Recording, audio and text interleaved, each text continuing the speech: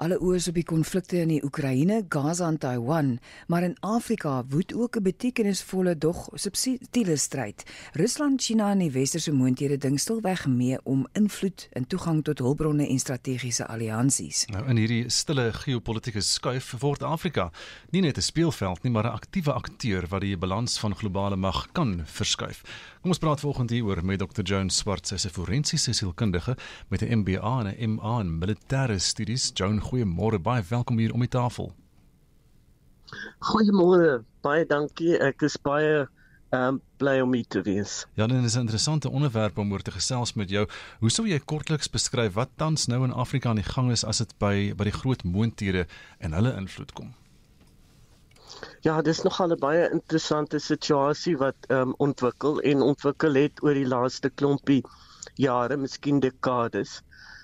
So sedert die westerse moondhede Afrika verlaat het in die 60s, 50s, 60s en 70s meestal, sukkel meeste van die kontinent maar om stabiliteit te handhaaf. So jy het in die inleiding reeds die ander afleidings genoem, Oekraïne, Gaza, Venezuela, Taiwan, Syrië byvoorbeeld. Maar Afrika het ook dan 'n nuwe fokuspunt geword vir strategiese invloed. Tussen die Weste aan die een kant en China en Rusland aan die ander. Soos ons weet, Afrika is 'n ontsettende groot onderbenutte kontinent met baie potensiaal en dis hoekom almal se oë weer eens op Afrika is. Dit gaan oor toegang tot hawens, daar's grondstowwe, energie, diplomatieke steun wat belangrik is, militêre samewerking en dan tegnologie, en dit gaan al minder oor ideologie en dan ideologie van die verlede. So dis hoekom baie van die lande in Afrika het begin om hierdie mededinging pragmaties te sien en te benader. En baie van die lande verkies om te onderhandel om die beste geleenthede en voordele vir hulle en hulle burgers te kry. So jy noem dit die wisselwerking, 'n spel, is stadig en stil. En daar's definitief minder propaganda, meer strategie, maar dit is ook baie veranderlik. Soos regerings dan vorm en verdwyn. Ja, as 'n mens nou kyk na ons vasteland, watter lande sien jy as die invloedrykste spelers op die vasteland en hoekom? As ons kyk na die eksterne spelers, is dit maar meestal China, met hulle infrastruktuur, belangrike spoorlyne, telekommunikasie, mynbou, finansiering, bietjie militêre samewerking, ek sien dit meer as 'n komplementêre anker, insluitende dan in Suid-Afrika, waar hulle beleggings in sekere van ons infrastruktuur aangekondig het nou onlangs.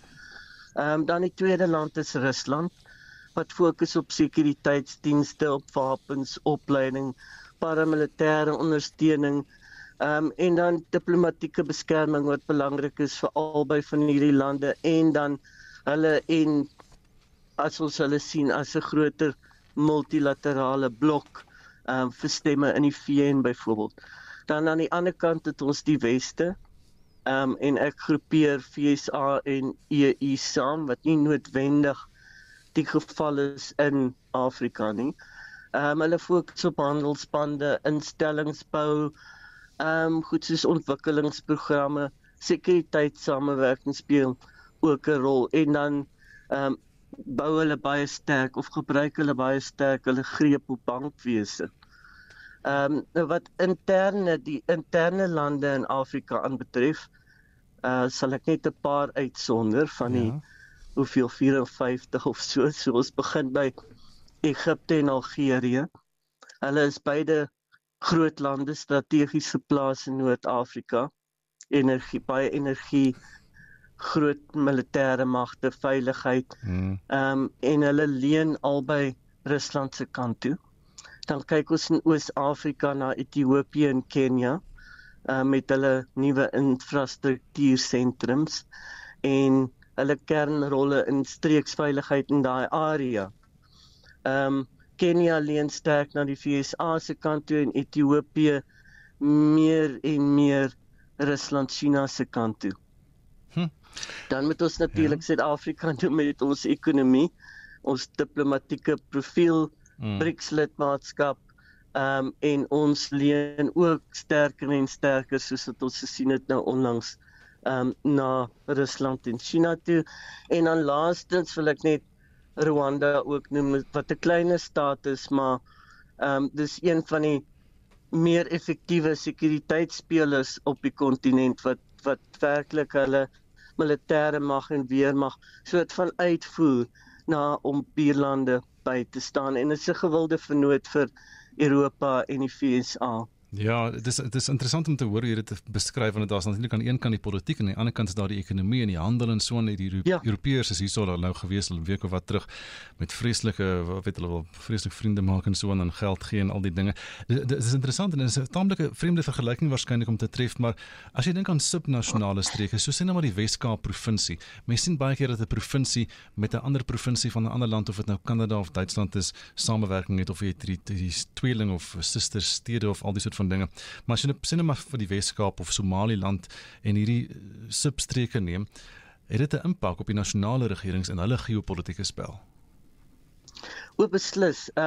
Dit plaas definitief druk op hulle nasionale regerings, veral as hulle in konflik is of dan in teenstelling is of ander alliansies en vennootskappe verkies.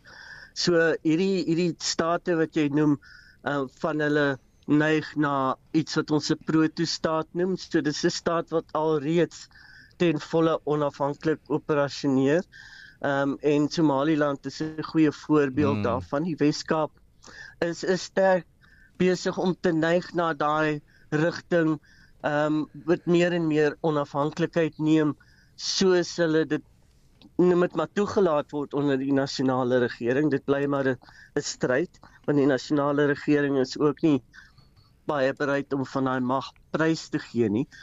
Maar hierdie areas is dikwels baie meer funksioneel as die moederland, dan meer stabiel en meer bestuurbaar as die sentrale staat. So dis hoekom internasionale rolspelers toenemend kyk na hierdie plekke waar instellings werk, waar dit meer voorspelbaar is. Nou voorspelbaarheid is baie belangrik, nie net in die politiek nie, maar veral in die ekonomie ook. So dit stel jou in staat om risikoprofiele beter te beheer. Hierdie streke het ook ander waardes, soos demokrasie, beter administrasie wat verskil van die moederstaat, en dis is hulle nog meer aantreklik vir samewerking. Nou jy het die 3 genoem, wat uitstaan. Somaliland, Wes-Sahara is een wat ek kan byvoeg, wat soort van 'n diplomatieke hefboom tussen Noord-Afrika en ander groter moondhede is. En dan die Wes-Kaap wat ek reeds oor gepraat het. Ja, ek wil jou vra hoekom dit so is, die verskynsel te verduidelik, want soos ek nou gesê het, tussen die politiek en die ekonomie en die magte wat so trek aan die ene kant en aan die ander kant, hoekom is dit so dat sommige Afrika-lande nader aan China of Rusland beweeg en ander dan nou nader is aan die Weste? Hoekom sou daar die verskil wees? Ja, ek sien dit vanuit 2 rigtings. Nou, ons hoop dat lande kyk na pragmatiese selfbelang, so hulle kies die areas of streke of blokke wat hulle die meeste bied, sonder dat daar swaar politieke voorwaardes aan verbonde is. Die ander punt is daar's 'n ideologiese narratief soort van wat bly vasleef aan sommige van die lande, en baie lande besef nie dat ons nie meer in die ideologiese koue oorlog leef nie. En dat die keuse eerder op grond van infrastruktuur, energie, geld, sekuriteit, handel en sulke dinge is. So China, Rusland en die VSA het almal baie verskillende waardeaanbiedings, as ek dit so kan stel, en 'n baie ander benadering tot daai aanbieding. So China bied dikwels lenings en infrastruktuur, en hulle het baie minder politieke inmenging as die ander 2 blokke of lande. Rusland fokus meer op regime sekuriteit, en militêre ondersteuning. En dan, soos wat ek genoem het met die ideologiese narratief, China en Rusland is by sekere lande die uitlewing van weerstand teen die ou westerse geskiedenis en hulle uitbuitende waardes. So baie lande het nog daai ou weerstand wat bly kleef, en ek dink dis wat ons probleem tot 'n mate ook is. So dan die Weste bied dan marktoegang, fokus op ontwikkeling van instellings in die lande, tegnologie, finansiering, maar hulle het baie meer verwagtings, as ek dit ook so kan stel. So om 'n voorbeeld te noem, ek was 'n week terug in Tunesië en hulle is baie pragmaties en staan redelik neutraal en onbetrokke. So hulle kies nie kant nie, maar hulle sê dit word vir hulle baie moeilik gemaak, omdat die Weste sekere dinge en lojaliteit van hulle verwag. Ja, baie ingewikkeld. Dankie Dr. Joan Swart. Sy is 'n forensiese sielkundige met 'n MBA en 'n MA in militêre studies.